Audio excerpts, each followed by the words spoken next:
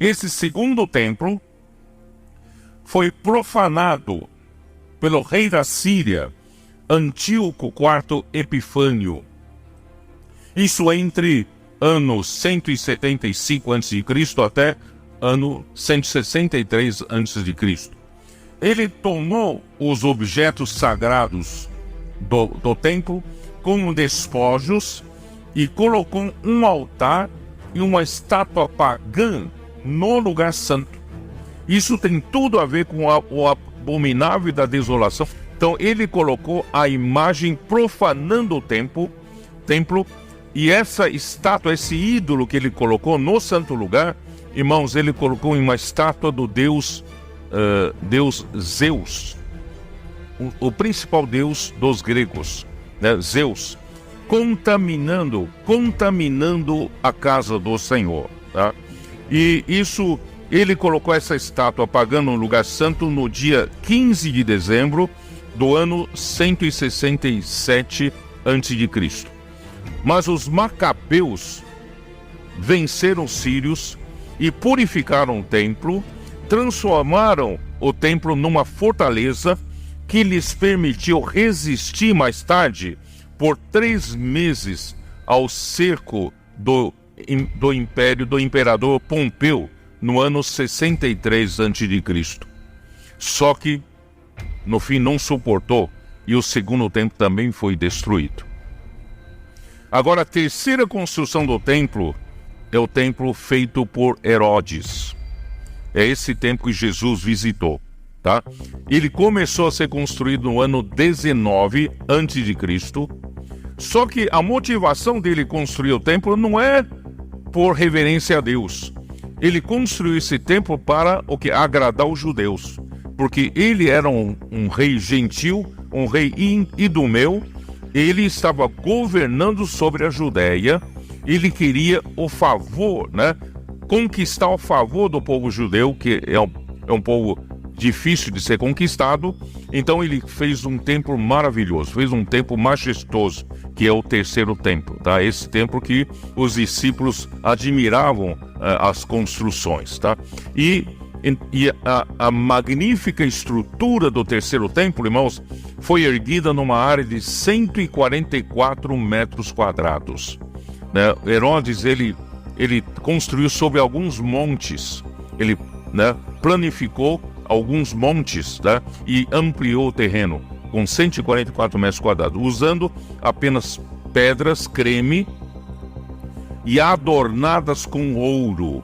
Irmãos, é por causa disso que quando o imperador, né, o exército romano vieram para destruir o templo, né, não ficou pedra sobre pedra, porque entre pedra e pedras eram assentados com filetes de ouro. Eles tiravam pedra sobre pedra para poder tirar ouro. Herodes levantou um muro de blocos de pedra de 60 centímetros de largura, tá? Por 5 metros de altura. Então havia esse muro muito grande circundando todo o templo. Existe um muro que restou depois da destruição do ano 70, esse muro hoje chamado Muro das Lamentações. Tá? Contudo, alguns anos depois, após o término da construção, exatamente 40 anos depois da profecia de Jesus em Mateus 24, durante as celebrações da Páscoa, as tropas do comandante rei romano Tito tomaram posição de combate às portas de Jerusalém. Internamente, irmãos, havia 2 partidos principais, os fariseus e os saduceus. Eles brigavam aqui entre eles e não perceberam quando, né, com arietes, grandes arietes, arrebentaram o portão principal, né? E um primeiro portão foi derrubado e Tito incendiou tudo, até as pedras foram separadas para colher o ouro derretido que havia infiltrado nas junções. O comandante romano deixou apenas um resto da muralha como símbolo de aniquilamento de Israel. Ele deixou ali justamente para dizer: nós aqui aniquilamos o povo de Israel. conhecido hoje como o Muro das Lamentações. Mais de 1 milhão de judeus morreram naquela época. Israel desapareceu como nação em homenagem à marcha triunfal de Tito, quando entrou em Roma, né? Foi construído o Arco do Triunfo, o Arco de Tito, que persiste em Roma até o dia de hoje. Se você for para Roma, você vai ver o Arco de Tito, que é um memorial do triunfo em Jerusalém, tá?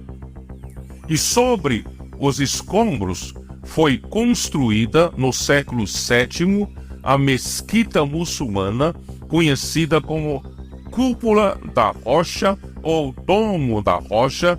Segundo os muçulmanos, foi dessa rocha onde Maomé subiu para os céus. Foi nessa rocha que Abraão ofereceu seu filho Isaque no Monte Moriá, e o rei Davi comprou a eira de Ornã, Jebuseu, para levantar um altar ao Senhor, e ordenou a seu filho Salomão construir o templo naquele lugar.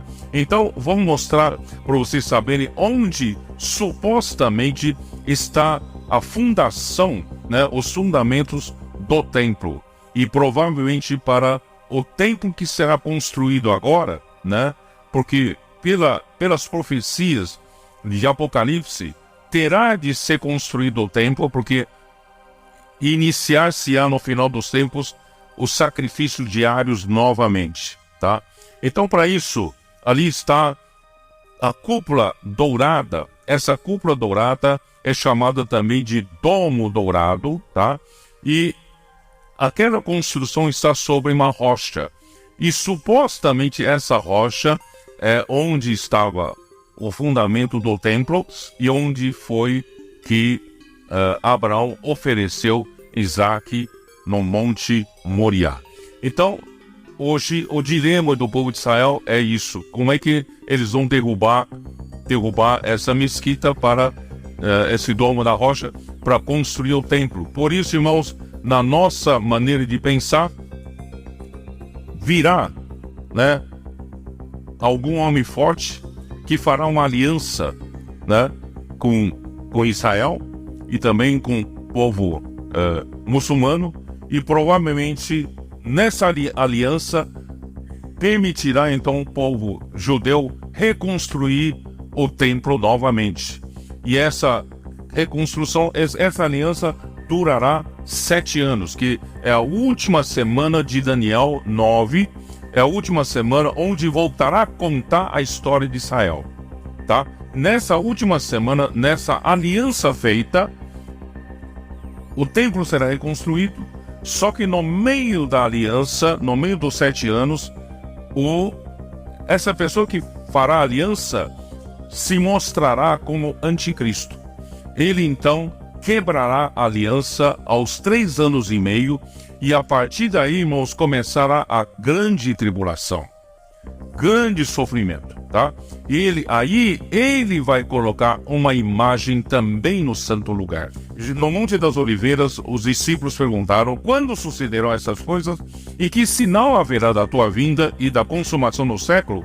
Jesus então se retira do templo e sobe com os discípulos no Monte das Oliveiras, localizado a leste de Jerusalém, do outro lado do Vale Cedron, com quase 2 quilômetros de extensão, tá? Monte das Oliveiras tem 2 quilômetros de extensão e 70 metros acima do nível do templo, tá? Jesus então lança um último olhar sobre a cidade amada que o rejeitou. É triste, né, essa história.